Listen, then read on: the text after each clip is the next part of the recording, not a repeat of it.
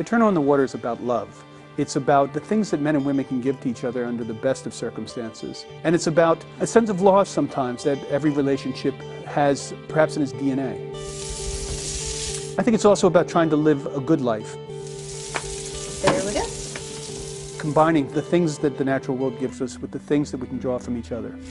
How are our pears, Mike? They're lovely. We actually grew these pears. A really nice little salad. I was living in a small cabin when I met my wife Wendy, and we kind of decided that we wanted to move someplace new together and find a different way of living. And she actually spotted this barn, and I remember standing outside the windows of the barn, and both of us, like kids with our hands up to the glass, we kind of reached for each other's hand and we realized this is a pretty cool place. Leica is a sled dog, an Alaskan sled dog. She's a bit of a lazy sled dog. She's not as determined as she should be, but she's about as sweet a dog as you can find. Leica comes out with me every morning and sits while I write, and she's been just a terrific, terrific dog. Come on, let's go. I'm involved with the natural world.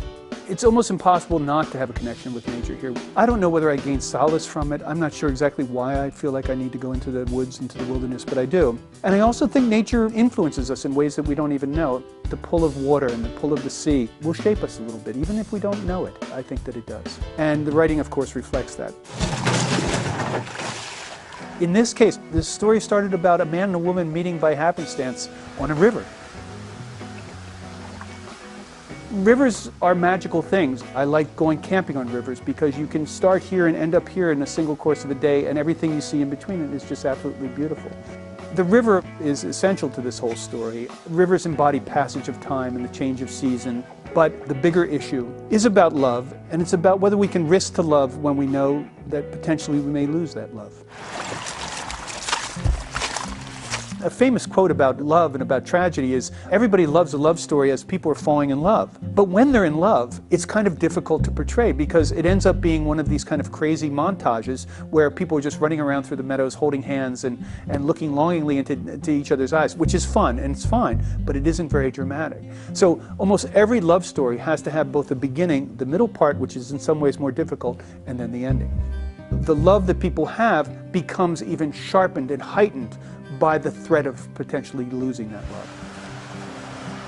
When any relationship ends, I'm not sure that anything is ever really lost. They're just other experiences that you had. I mean, we don't lose summer. There's a certain melancholy when summer begins to fade and to die, and that leads us into fall. And so we accept fall, and then the leaves begin to turn, and then that moves us into winter. And one of the things I know is that in winter things are still alive. And then, of course, we come around to spring, and we all think, well, this is the return of life, but it's not at all the return of life. It's the continuance of life. Even in a love story, when these two are in love and they risk losing each other, I don't know that they can. I don't know if you can ever lose what's ultimately in your heart. To the wedding one, to the twoing two, to the side by side and the who loves who, to the family around you and all in the room, to love and memory, to the bride and groom. Remember us, remembering you, remember time, remember new. Remember now, remember then, remember how, remember when.